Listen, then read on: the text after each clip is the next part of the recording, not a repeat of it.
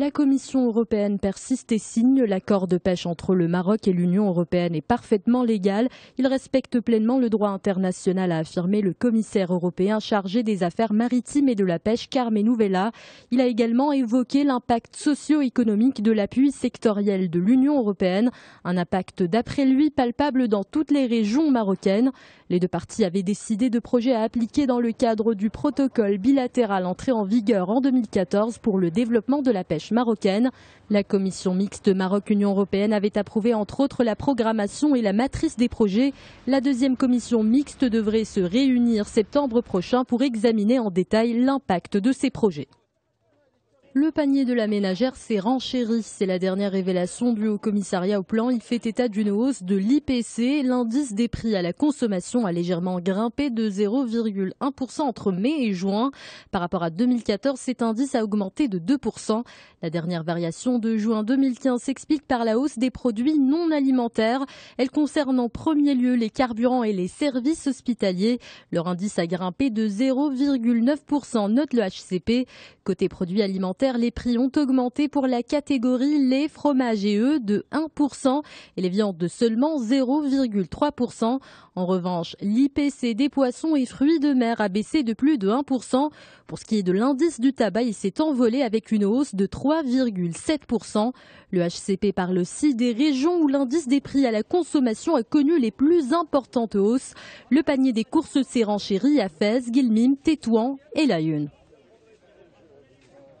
Le groupe pharmaceutique Sanofi s'intéresse au tourisme marocain. L'incident de la campagne maladroite qui associait Jamal Fna à l'intoxication alimentaire est désormais enterré. La société s'engage aujourd'hui à promouvoir la destination Maroc. Et pour apporter du concret, Sanofi et l'Office national marocain du tourisme ont signé un accord à Paris. Il prévoit l'organisation d'événements institutionnels internes du géant pharmaceutique au Maroc jusqu'en décembre 2015.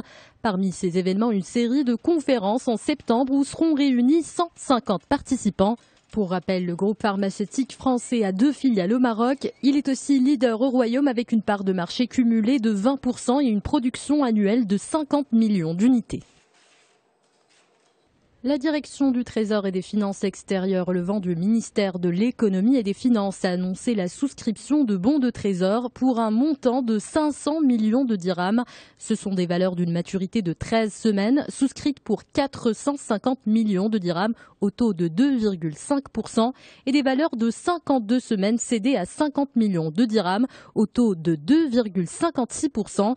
La date de règlement de ces bons est le 27 juillet selon la direction du Trésor. Elle a précisé que le montant total proposé était de 3,9 milliards de dirhams.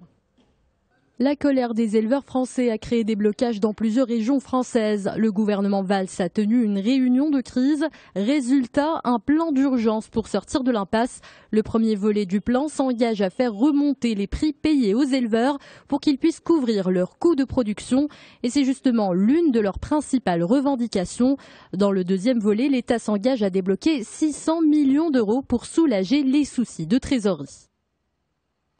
Apple, sanctionné par les investisseurs, il reproche au groupe le manque de clarté de sa communication, notamment sur l'Apple Watch, mais aussi ses prévisions jugées trop prudentes. Il y a une véritable crainte d'un essoufflement des ventes d'iPhone. Le titre de la marque à la pomme a ouvert la séance boursière à Wall Street sur une baisse de près de 6% à 123,4 $.